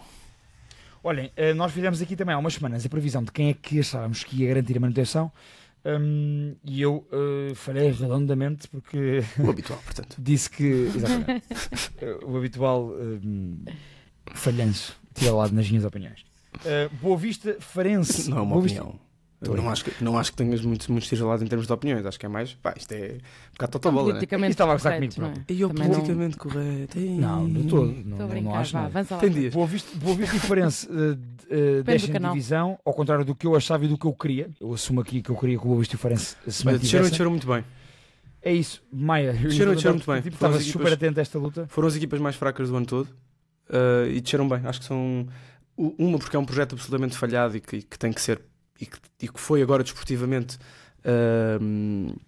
Houve uma consequência desportiva do seu falhanço, que é o Boa Vista, e é uma equipa de quem eu gosto e que acho que faz falta ao Campeonato Português, e faz falta haver uma equipa no Porto, juntamente com o Futebol Clube do Porto, mas é um projeto falhado. Acho que a tentativa de mandar a Granada em janeiro com 17 contratações e mais um treinador novo e tudo mais, não resultou. E agora mais uma Granada a 3 semanas do fim. Exatamente, acho é o que é.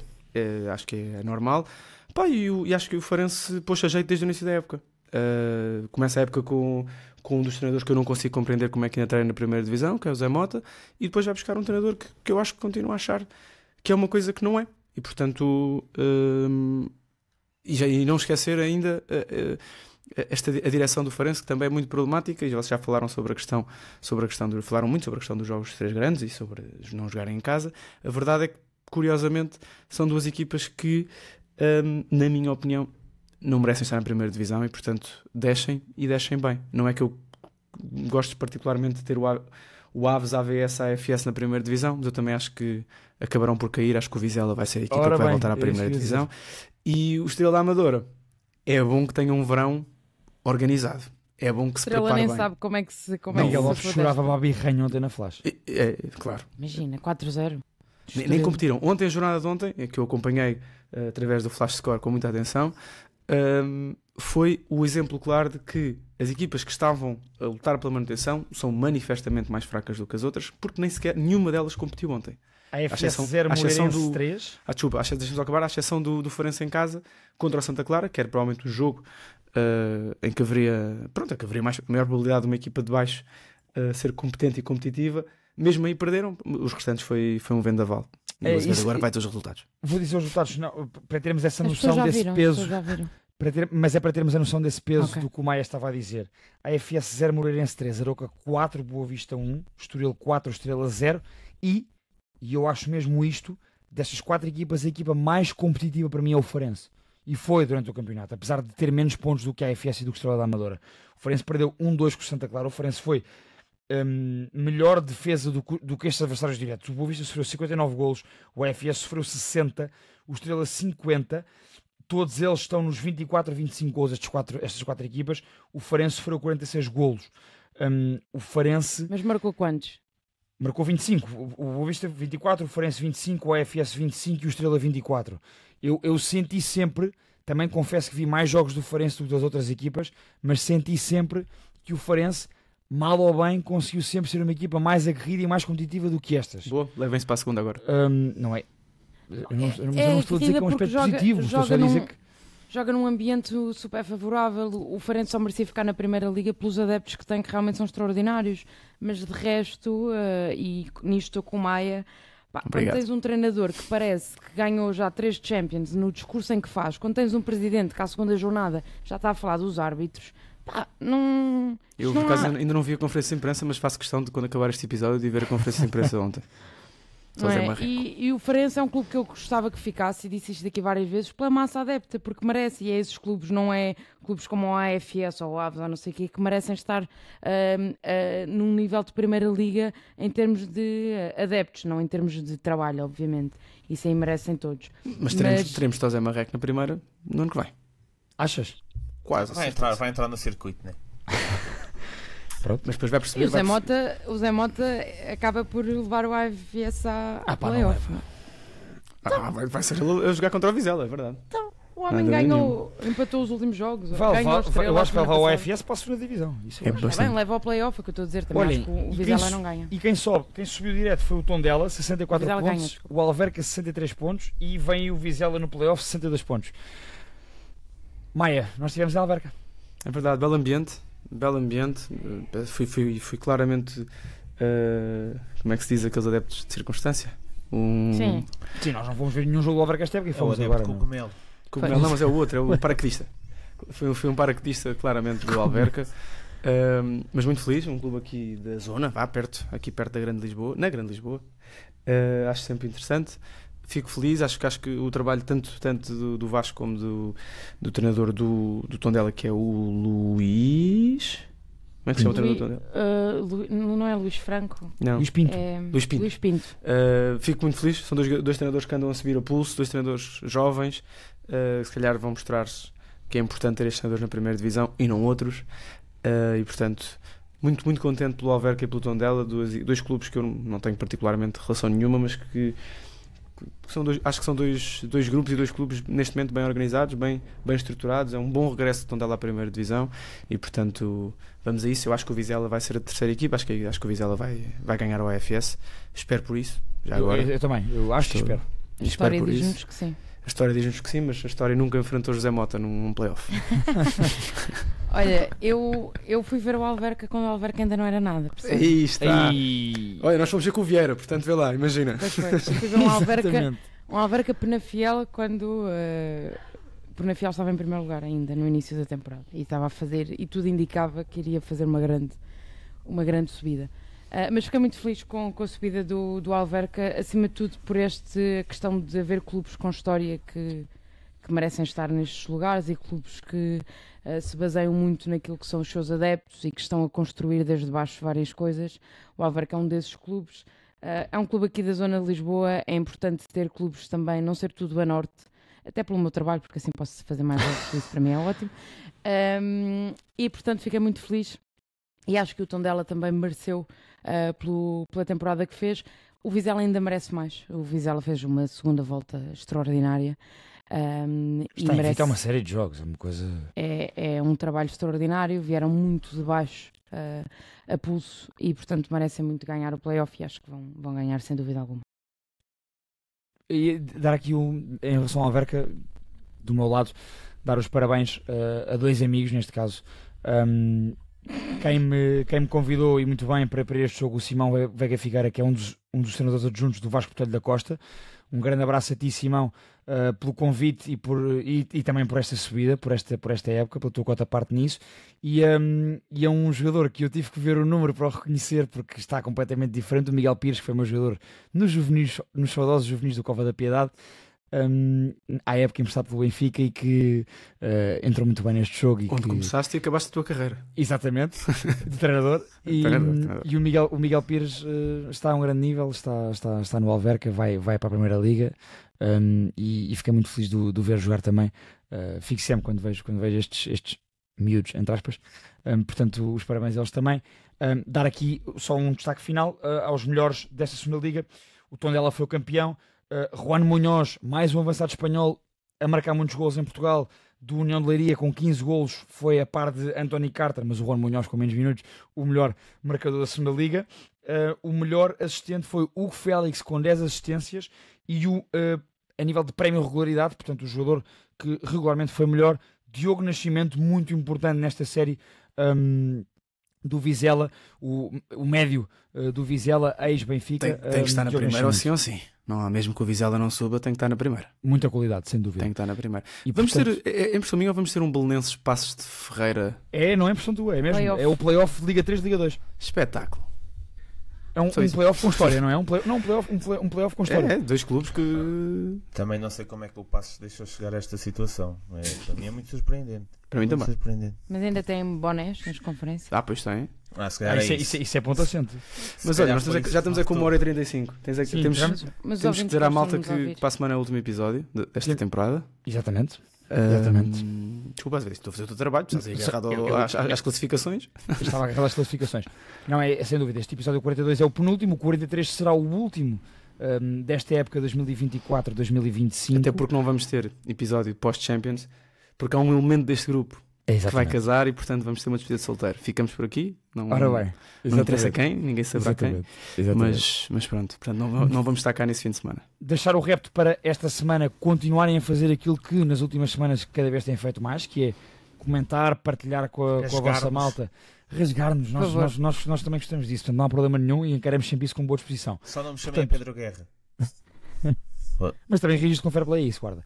Portanto, é dar esse repto, é continuarem a participar, a ver o nosso conteúdo, a participar nos comentários do YouTube, a subscreverem quer no YouTube, quer no Spotify e, portanto, a estarem connosco, pelo menos, mais uma semaninha, porque para a semana pós-final da Taça Portugal teremos então esse último episódio da época.